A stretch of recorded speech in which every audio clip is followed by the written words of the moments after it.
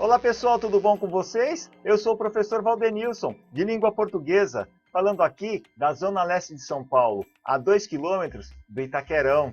Esse vídeo é para você que vai prestar vestibulares como Enem, como a FUVEST e outros tantos vestibulares aí.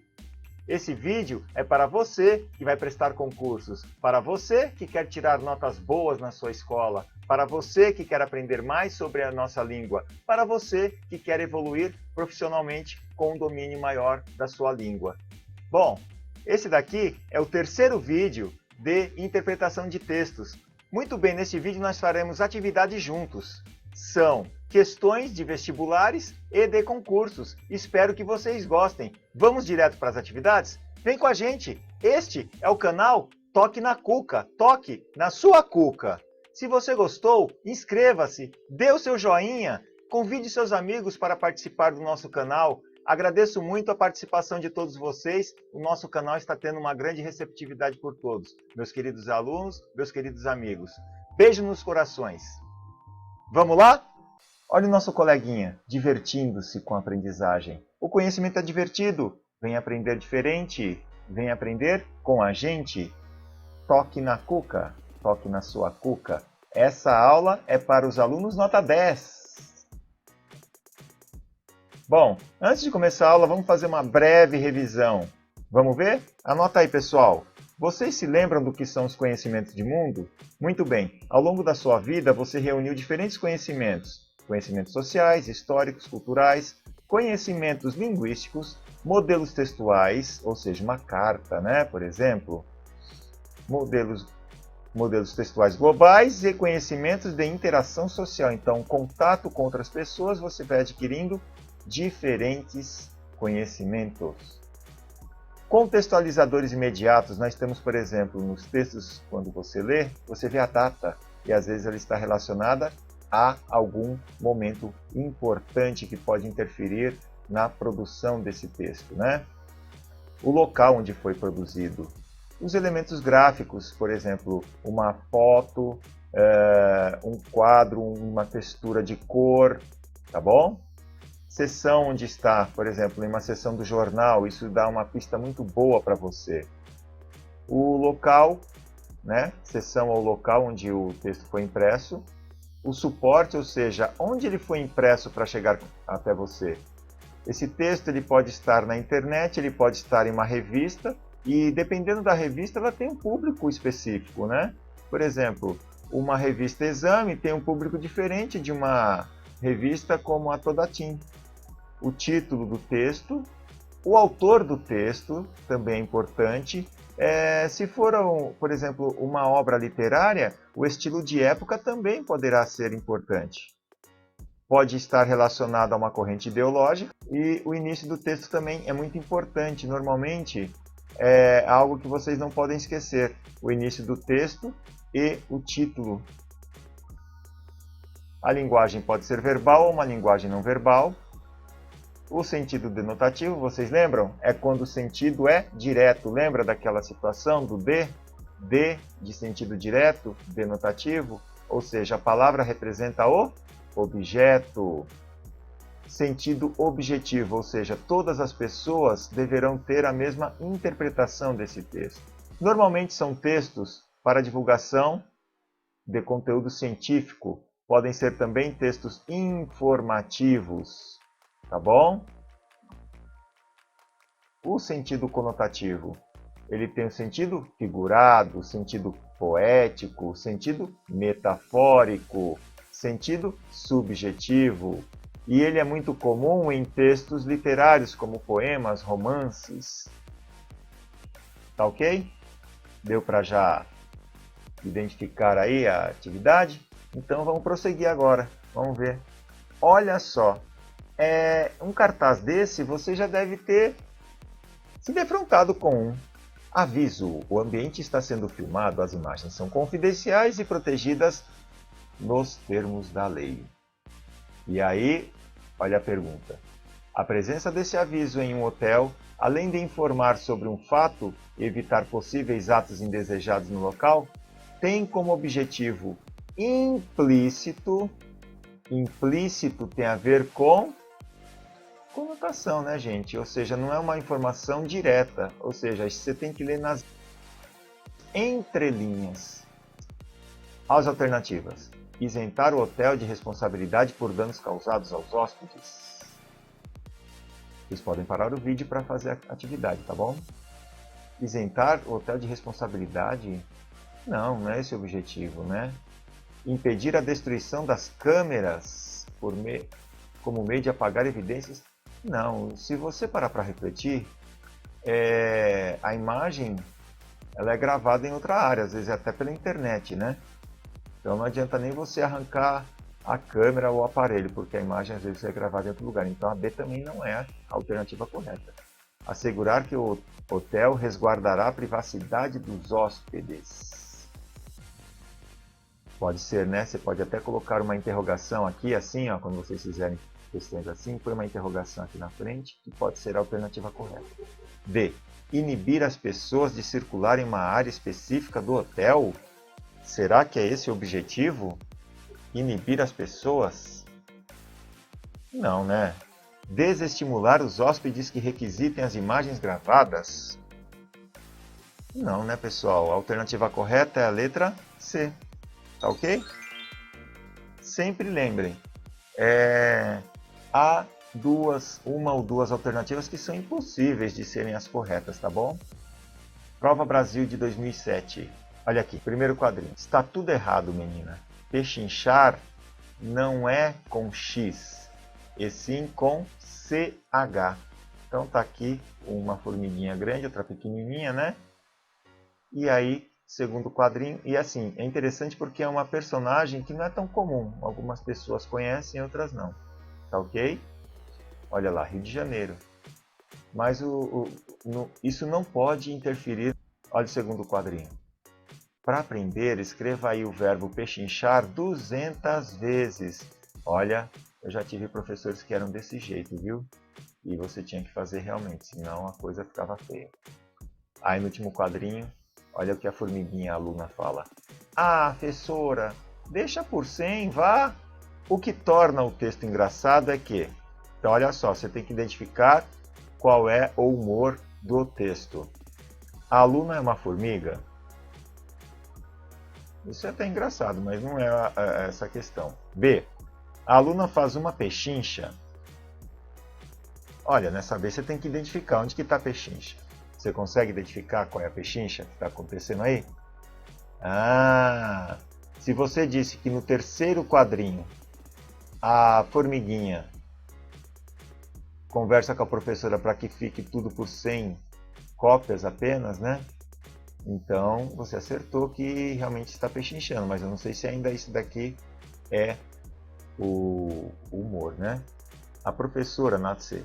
A professora dá um castigo? Não, isso não tem nenhuma graça. A professora fala X, E, C, H.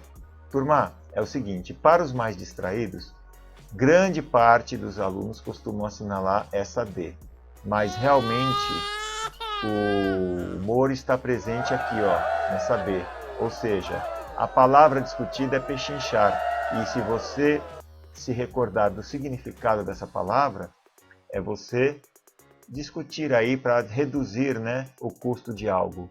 E no caso, a formiguinha discutiu quantas vezes deveria fazer as cópias. Portanto, a alternativa correta é a letra B. Agora nós temos uma questão do Saresp, tá ok? De 2010. Eu sugiro a vocês, todas as vezes em que forem fazer uma leitura de um texto, leiam o título, a Árvore do Dinheiro, e depois vá lá embaixo, no rodapé, né, que nós falamos assim, fonte, de onde foi retirado? Amadeu Amaral. Título, a Árvore do Dinheiro. Onde foi publicado esse texto? Em Ciência Hoje das Crianças, Rio de Janeiro. No caso aqui, a revista Ciência Hoje das Crianças, ela tem um público-alvo que são realmente crianças aí, até em média 16 anos de idade, 15 anos de idade, tá bom?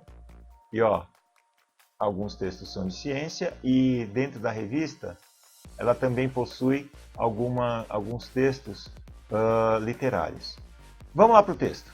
Um dia de manhã, vendo-se apertado com a falta de dinheiro, Pedro Malas Artes. Opa, Pedro Malas Artes.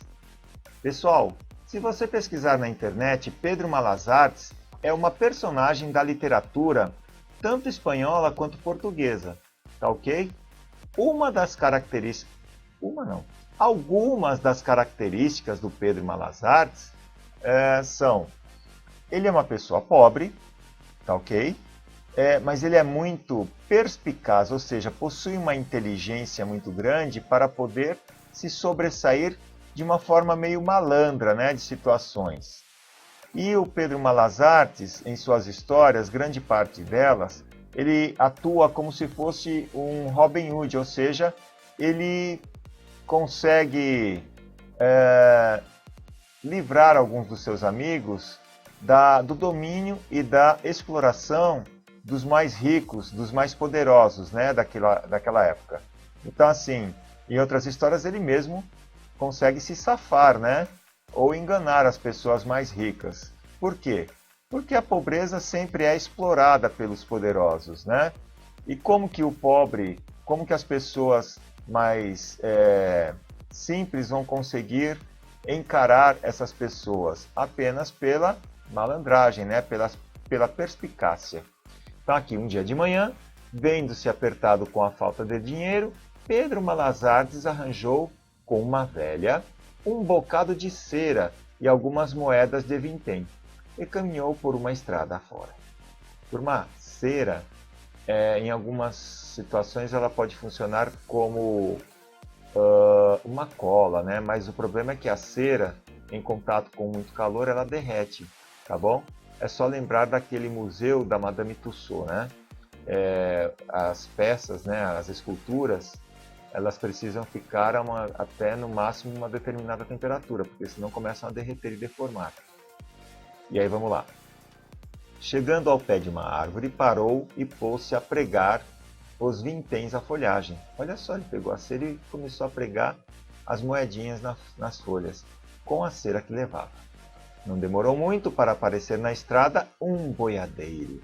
E como o sol já então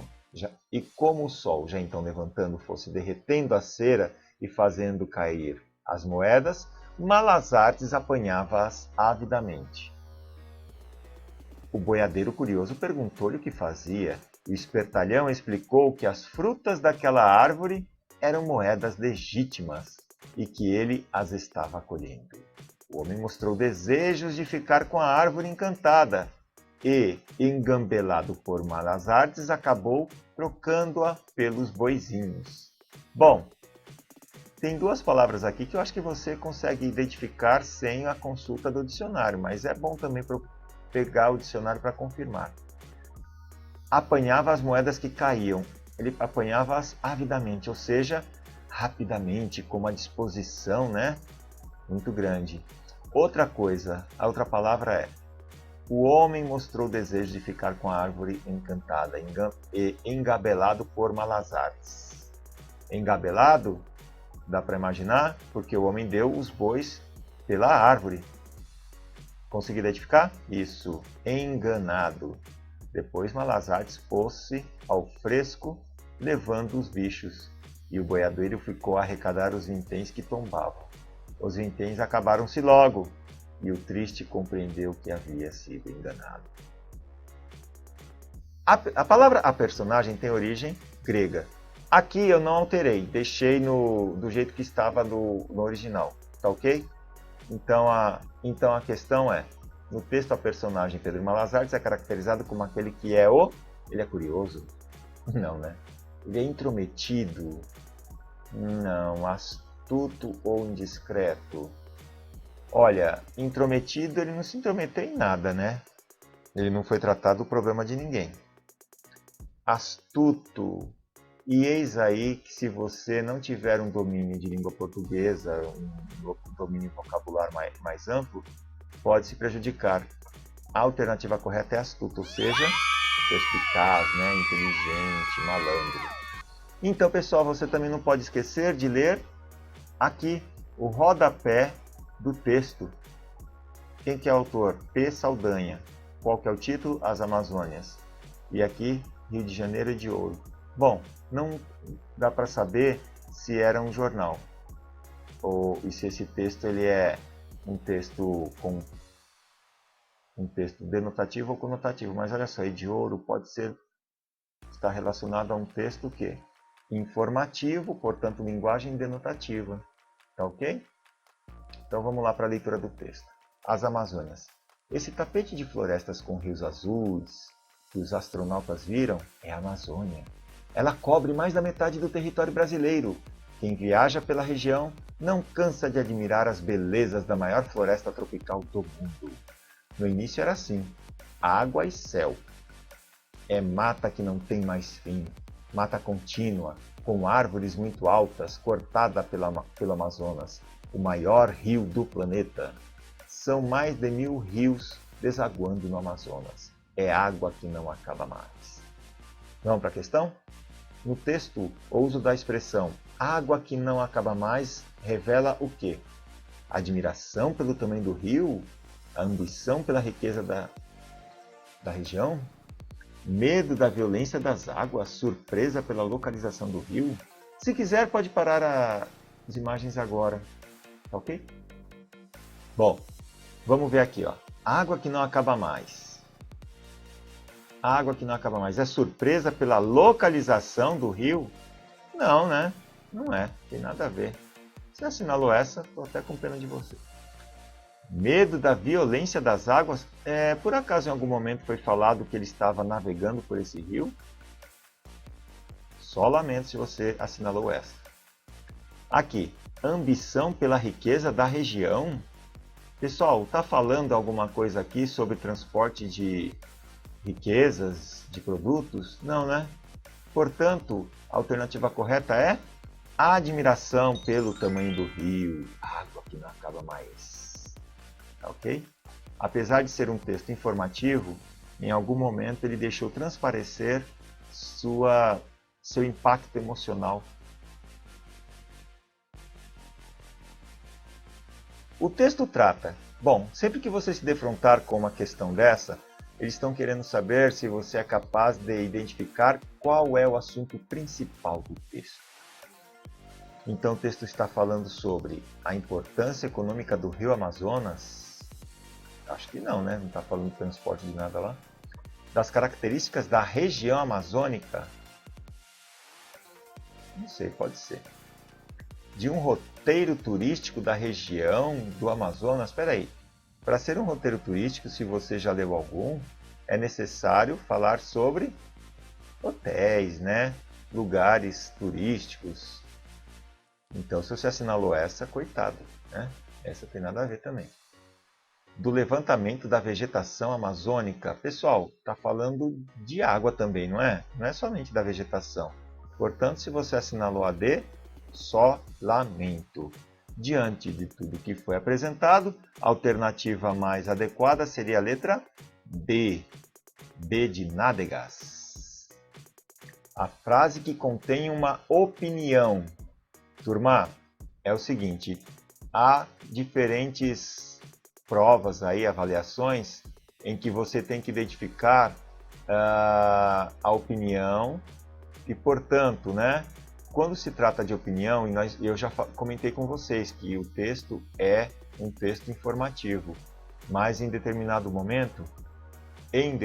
momentos, alguns desses textos informativos, o autor é capaz de deixar transparecer seu estado emocional diante do que narra.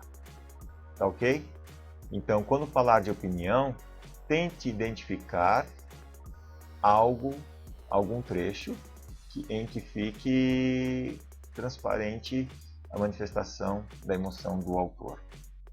Quer verificar isso? Vai lá, para o vídeo. Cobre mais da metade do território brasileiro. Isso daqui é uma linguagem denotativa, tá ok? É uma constatação real. Não cansa de admirar as belezas da maior floresta. Olha, pode ser, não pode, gente? Eu não canso de observar, de admirar. Pode ser, viu? Maior floresta tropical do mundo. Eu acho que aqui tem uma constatação também. Realmente, medindo-se, né, dimensões e a quantidade e diversidade da floresta, tudo, floresta tropical do mundo. Acho que é uma constatação denotativa, linguagem precisa. Mata contínua cortada pelo Amazonas, eu acho que também aqui é uma constatação. Portanto, a alternativa correta, a letra B, de nádegas. Enem, olha aí uma questão do Enem, de 2008. Foi publicado na época, portanto, é muito provável que tenhamos aí uma linguagem do sentido literal, sentido denotativo. Calcula-se que 78% do desmatamento na Amazônia tenha sido motivado pela pecuária. Sabe o que é pecuária? Criação de gado, né? Cerca de 35% do rebanho nacional está na região. E que pelo menos 50 milhões de hectares de pastos são pouco produtivos. Enquanto o custo médio para aumentar a produtividade de 1 hectare de pastagem é de R$ 2.000, o custo para derrubar igual área de floresta é estimado em R$ 800. Turma, eu vou pedir a vocês que comecem a desenvolver algumas visões críticas quando vocês se defrontarem com números nos textos. Então, por exemplo, 78% do desmatamento na Amazônia tem como motivação a pecuária. Gente, olha só, você tem aqui, acho que daria 3/4, né? 3/4 aproximadamente, não é isso? 3/4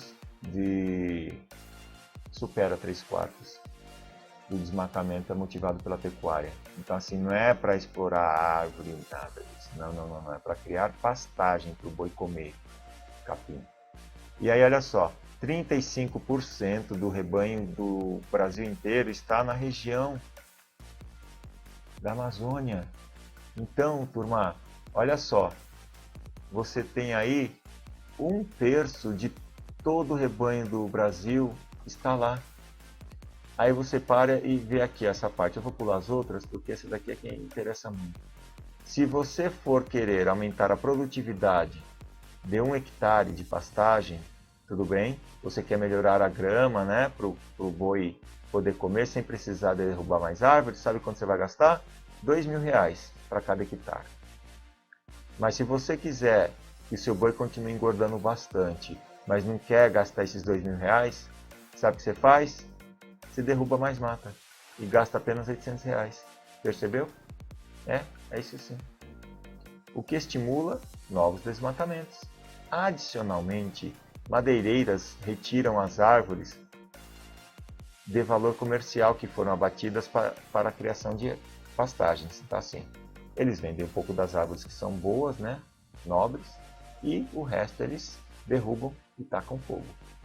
Os pecuaristas sabem que problemas ambientais como esses podem provocar restrições à pecuária nessas áreas, a exemplo do que ocorreu em 2006 com o plantio da soja, o qual posteriormente foi proibido em áreas de floresta. Não se pode mais derrubar para ampliar a plantio da soja. Vamos para a questão? A partir da situação problema descrita, conclui-se que... Olha lá as alternativas. Se quiser pode parar agora o nosso vídeo. O desmatamento na Amazônia decorre principalmente da exploração ilegal de árvores? Não, né? 78% é por causa de pecuária. Vocês lembram disso? Se você assinalou isso, você foi enganado pela ideia simplesmente de que se derruba a floresta amazônica para vender as árvores. E não é. Então você errou. Um dos problemas que os pecuaristas vêm enfrentando na Amazônia é a proibição do plantio de soja. Turma, olha só a contradição disso. Pecuarista e plantio de soja. Pecuarista cuida de gado. Plantio de soja é agrícola.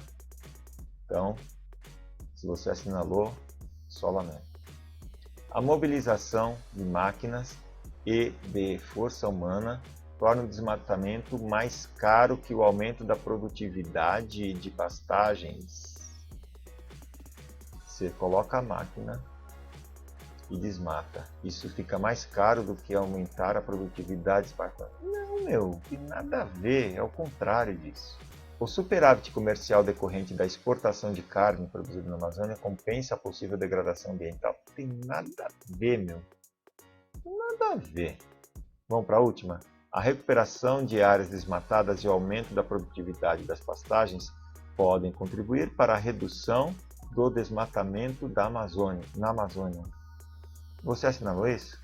Isso! Essa daqui mesmo, galera. Olha lá. Vamos para outra. Essa daqui é da ETEC, tá? Escolas Técnicas aqui de São Paulo, do primeiro semestre de 2017. Tá ok? Leia o trecho da palestra O Perigo de uma Única História, da escritora nigeriana Chimamanda Adichie, para responder às questões. É assim que se cria uma única história. Mostre um povo como uma coisa, como somente uma coisa, repetidamente, e será o que eles se tornarão. É impossível falar sobre a criação de uma única história sem falar sobre o poder. Há uma palavra no mundo Igbo. Aí você não sabe o que é Igbo? Olha aqui, ó. Tem um asterisco.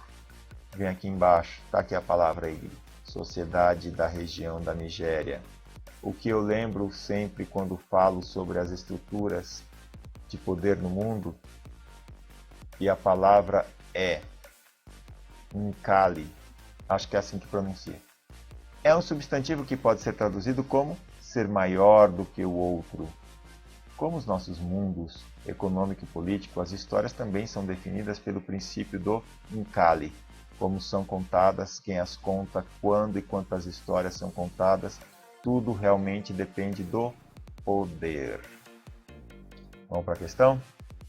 Segundo a escritora, há estruturas de poder que explicam por que as relações entre os povos são como são, definindo inclusive a forma como um fala sobre o outro. Olha, eu vou dizer uma coisa para vocês. Alguns candidatos, quando leem um enunciado muito extenso quanto esse, tá? Já começam a desistir, já ficam cansados. Ok? Segundo a escritora, há estruturas de poder que explicam por que as relações entre os povos são como são, definindo inclusive a forma como um fala sobre o outro. Turma, essa primeira parte aqui da questão é como se fosse uma reflexão sobre o texto original que acabamos de ler. Embaixo é que vai vir a proposta. Vamos ver? Assinale a alternativa que corresponde corretamente à ideia por ela apresentada nesse trecho, ou seja, nesse trecho aqui. Só que é importante que você entenda o que foi dito no texto anterior, no texto original. Tá ok? Vamos para as alternativas? Se quiser pode parar aqui a nossa apresentação. Vamos para a correção. Ao narrar a própria história, os povos que são maiores do que os outros consideram a diversidade que existe no mundo? Quando eles narram a própria história, eles consideram a diversidade? Não, tem nada a ver, é o contrário, eles querem dominar os demais, não é? Acho que foi isso que foi dito. Se tiver em dúvida, volta lá e leia. Ser maior do que o outro é a condição essencial para se poder dizer algo sobre alguém, respeitando suas características. Turma, não respeitam nada. É a mesma coisa que aqui, ó. Não respeita a diversidade, não respeitam características. Então, essas duas aqui são praticamente idênticas, opostas do que foi apresentado no texto original. Portanto, se você colocou essa daí, só lamento. Ao se sentirem maiores do que outros, alguns povos que detêm o poder narram histórias que definem a única forma como os demais serão vistos. Ao se sentirem maiores do que os outros. Sim, falou sobre isso. Alguns povos que detêm o poder, quem domina o outro, narram histórias que definem a única forma como os demais serão vistos. Acredito que é essa alternativa. Ok? Se quiser, coloca uma interrogação aqui assim e vamos ver as demais para confirmar. Falar sobre outras histórias diferentes daquelas contadas pelos povos que detêm o poder? Falar sobre outras histórias diferentes daquelas contadas pelos povos que detêm o poder? É o que significa o princípio Nkali? Não, não tem nada a ver, é o oposto. Olha lá, ó. Aqui. A A e a B tem muito a ver com essa D, tem nada a ver. Falar repetidamente algo sobre um grupo faz com que essa coisa seja evitada? Não, eles passam a assumir, olha, você fala tanto que eles acabam assumindo como uma verdade.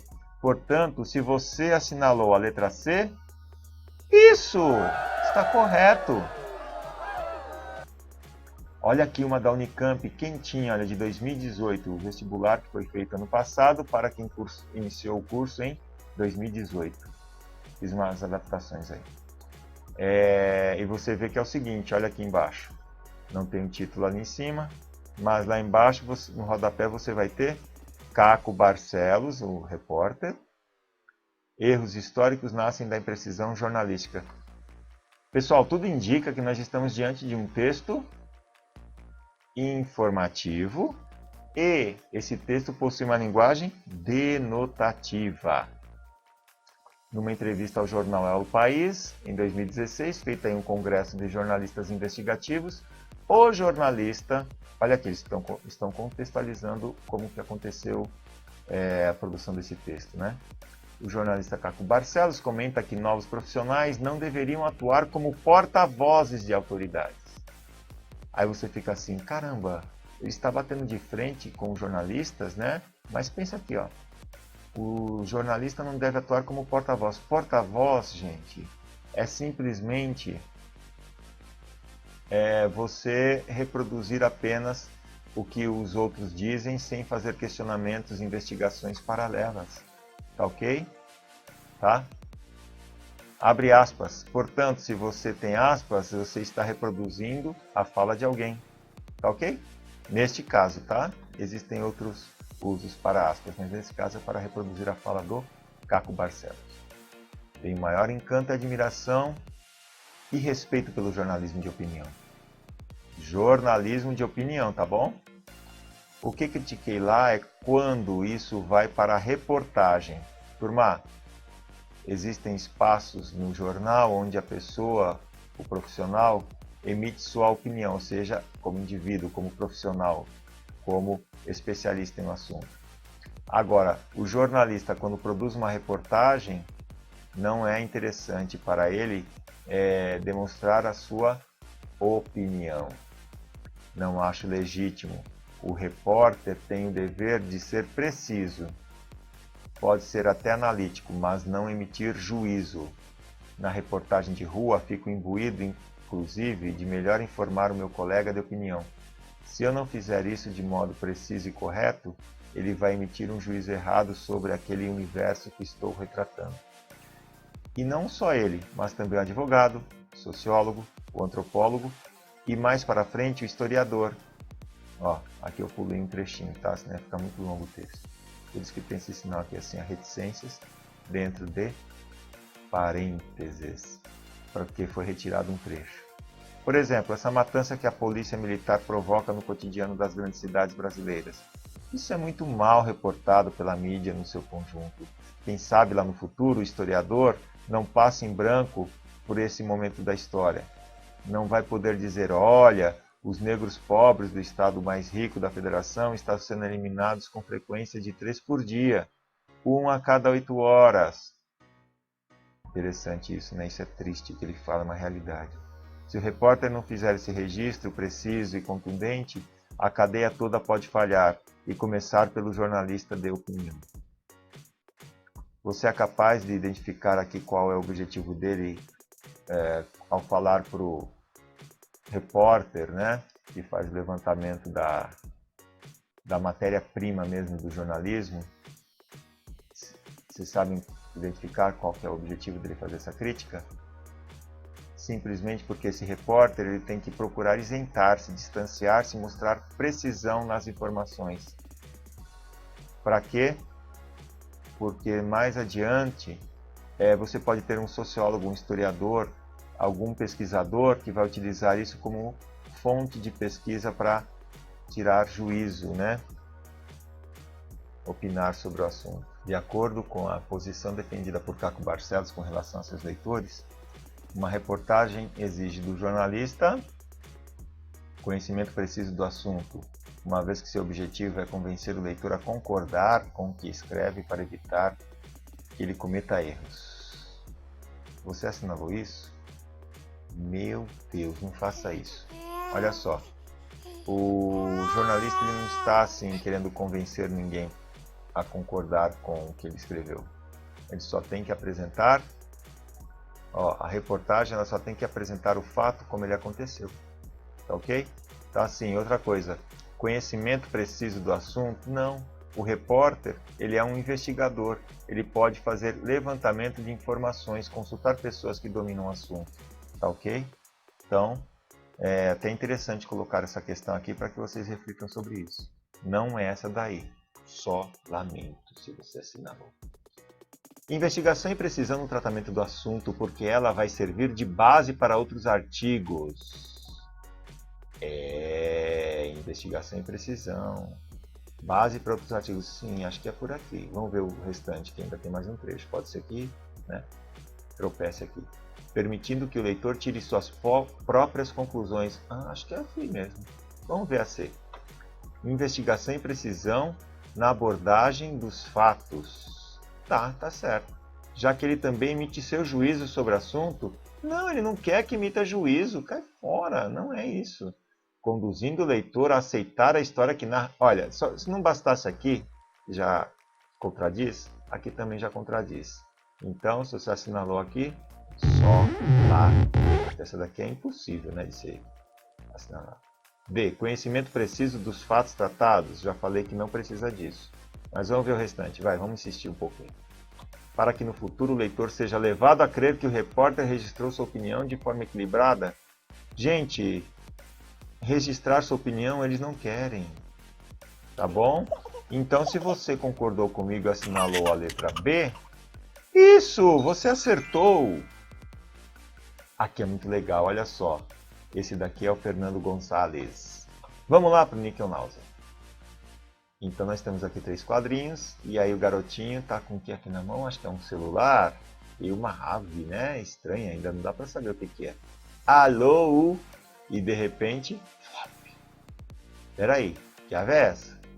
Olha aqui uma onomatopeia. Flop. Vocês sabem o que é uma onomatopeia?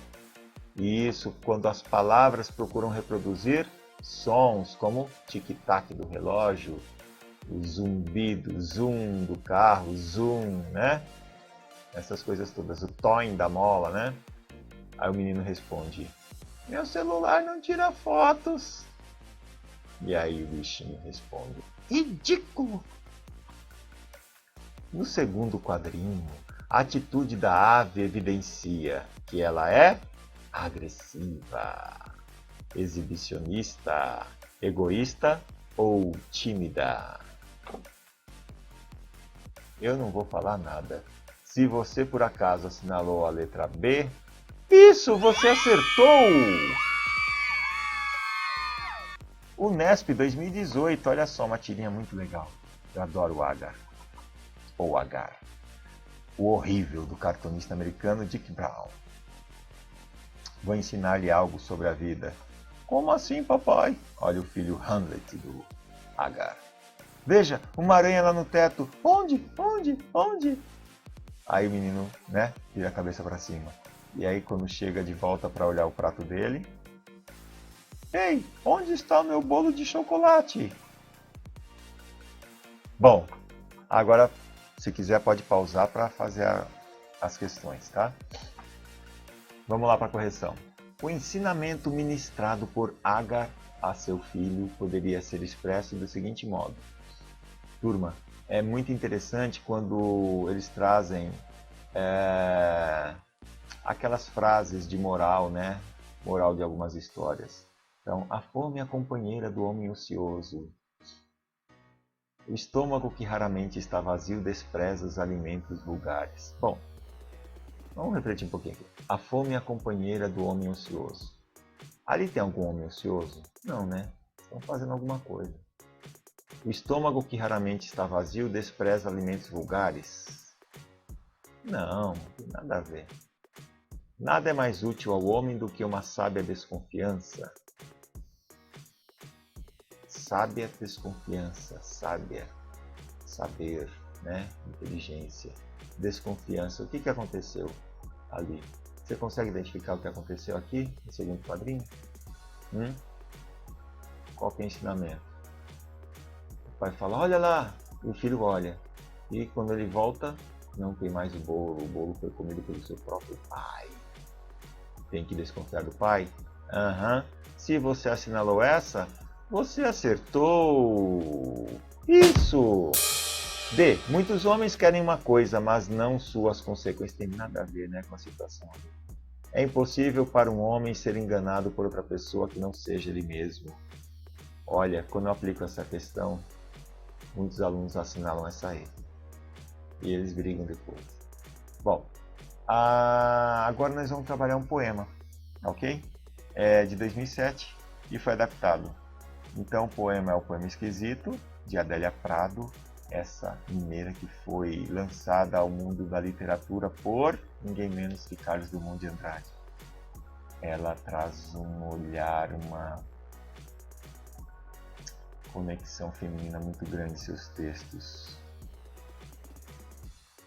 Dói minha cabeça aos 39 anos, não é hábito.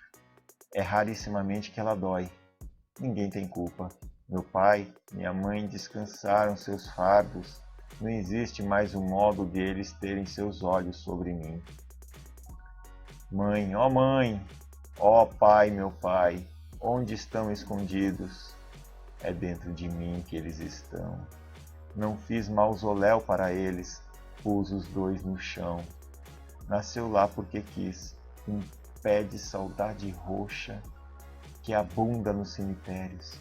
Quem plantou foi o vento, a água da chuva. Quem vai matar é o sol. Passou finado, não fui lá, aniversário também não. Pra quê? Se pra chorar qualquer lugar me cabe, é de tanto lembrá-los que eu não vou. Ó pai, ó mãe, dentro de mim eles respondem, tenazes e duros, porque o zelo do espírito é sem meiguices. Ó fia! Olha, temos aqui 3 questões que eu selecionei para que você reflita sobre esse texto, tá bom? Eu selecionei porque alguns alunos gostam de fazer interpretação de poemas e outros alunos não. E eu acho que não tem que ter medo de poema não, tá? Às vezes, as questões mais fáceis podem estar em um poema. Ao ler atentamente o poema, verifica-se que esse trata de dor de cabeça, porque ela fala que dói minha cabeça. É por causa de dor de cabeça que está dando na cabeça dela? Não é, gente. Não é. Trata de cemitério? Não está. Não está falando de cemitério. Ela fala que não foi nem no cemitério, né, para visitar os pais, nem no finado, nem no aniversário de morte deles. Está falando de saudade? Gente, quando ela diz ó pai, ó mãe, isso é dor de saudade, gente. A alternativa correta é a letra C. É porque é dia de finados? Não, ela nem fala muito de finados, diz que faltou no dia de finados, no cemitério. No verso, nasceu lá porque quis um pé de saudade roxa. Ao utilizar-se das palavras em destaque, o eu lírico reforça o sentimento de... Gente, eu lírico é o sentimento vivido pela voz no poema, tá? É como se fosse um narrador, tá bom? Para que vocês entendam de uma forma bem simplificada. Reforça qual sentimento do eu lírico? Saudade? Alegria? Alegria nunca, né? Desprezo? Ódio? Olha, desprezo acho que também não, então C e B não estão dentro. Agora, saudade e ódio. Ela sente ódio porque não tem mais os pais, mas eu acho que é muito mais saudade. Tá bom? Se você assinalou, está correto. Nos versos ó pai e ó mãe, a repetição da vogal O indica o quê? Solenidade na escrita, pleonasmo, metáfora ou oralidade na escrita? Já descobriu? Assinala. Isso mesmo, oralidade. Verifica se você acertou. Ok? Mais uma vez, Fernando Gonzalez ali no Níquel Náusea, pessoal. Olha lá. E aí você tem aqui um cowboy, né? um cowboy no primeiro quadrinho. Vou pedir para o touro participar de um rodeio. Olha só que tem reticências, né? Então, olha, imagina que ele está falando assim, ó. Queria pedir uma coisa, se não for incômodo, tá bom? Ele fica com receio, né? E aí o touro diz, fala sem rodeios. E aí no último quadrinho, esquece. Bom, com a sua fala, o touro espera que o homem... Leiam as alternativas, pessoal. Eu vou comentar uma coisa do quadrinho. Assinar se você quer. Muito bem. Vamos pensar aqui comigo? Vou pedir para o touro participar de um rodeio. Mais adiante, o touro fala sem rodeios. A palavra rodeios parece-se muito com aquele quadrinho da Mafalda, com a palavra divisões, não é isso, pessoal? Então, rodeios. Rodeio pode ser o quê? Isso daqui é polissemia. Rodeio pode significar tanto aquele encontro de vaqueiros, né, para dominar os bois, ou os touros, os cavalos, né? E rodeios é, deixa de rodeios, vai direto ao assunto, ou seja, enrolação, tá? Então é o seguinte, qual o significado de rodeios para o touro? É o significado conotativo ou denotativo? Rodeios, aqui ó, para o touro é o conotativo, ou seja, sem enrolação. Já para o cowboy, rodeios quer dizer o sentido denotativo, ou seja, o encontro dos vaqueiros, né, para dominar os touros e os cavalos, né? Com sua fala, o touro espera que o homem se expresse com bastante educação. Fale de qualquer coisa, menos de rodeio. Seja direto no assunto a ser exposto. Evite ser objetivo ao se explicar. Bom, pensa numa coisa. É o que o touro espera do homem, não do homem do touro.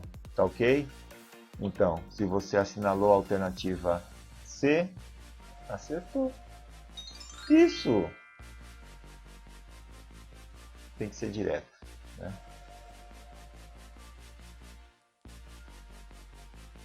Um poeta brasileiro.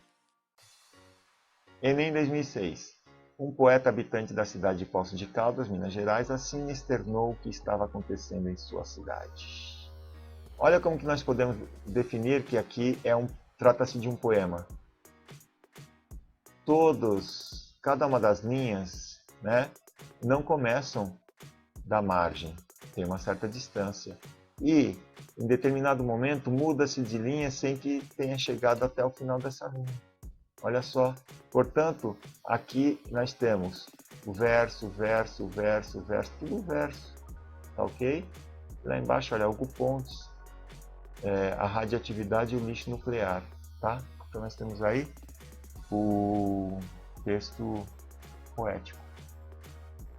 Hoje o Planalto de Poços de Caldas não serve mais. Minério acabou. Só mancha. Nunca mais. Olha aí um neologismo entre aspas, né? Mas estão tapando os buracos. Tapando os buracos, olha só, turma. Está entre aspas, porque está alterando o significado original. Portanto, tem significado conotativo. Você consegue identificar? Trazendo para cá, torta 2. E aí tem asterisco. Lá embaixo está escrito lixo radioativo de aspecto pastoso. Aquele lixo do vizinho que você não gostaria de ver jogado no quintal da sua casa. Sentimentos mil do povo, do poeta e do Brasil. A indignação do poeta expressa no verso Sentimentos mil do povo, do poeta e do Brasil está relacionada com o quê? Aí você tem que ser capaz de identificar sobre o que fala o poema. É sobre a extinção do minério decorrente das medidas adotadas pela metrópole portuguesa para explorar as riquezas minerais, especialmente em Minas Gerais. Não tem nada a ver, o texto é contemporâneo nosso. Se você assinalou essa, eu só lamento, né? A decisão tomada pelo governo brasileiro de receber o lixo tóxico oriundo de países do Cone Sul, o que caracteriza o chamado comércio internacional do lixo. Olha, dentro daquele contexto, pode até ser isso mesmo. Vamos deixar aí sobre aviso, né? C. A atitude de moradores que residem em casas próximas umas das outras quando um deles joga lixo. Gente, lixo radioativo, pelo amor de Deus, né? Essa daí nem pensar. Se você assinalou essa, só posso lamentar. As chamadas operações tapa-buracos desencadeadas com o objetivo de resolver problemas de manutenção de estradas. Está falando de lixo nuclear, gente. Tem nada a ver. E os problemas ambientais que podem ser causados quando se escolhe um local para enterrar ou depositar lixo tóxico. Problemas ambientais. Agora, não está falando nada, apenas pelo poema, não dá para você afirmar, tá? Que se trata do governo receber lixo tóxico de outros países, certo? Só que aquele contexto ali não dá para você identificar isso. Portanto, se você assinalou a alternativa E, isso, você acertou. Pois é, pessoal, aqui encerra-se mais um dos nossos programas. Espero que tenham gostado. Aqui embaixo, deem o seu joinha, inscrevam-se no nosso canal, convidem seus colegas, divulguem o nosso canal. Tá ok? Quer aprender diferente? Quer aprender de verdade? Vem com a gente! Este é o canal Toque na Cuca. Toque na sua cuca!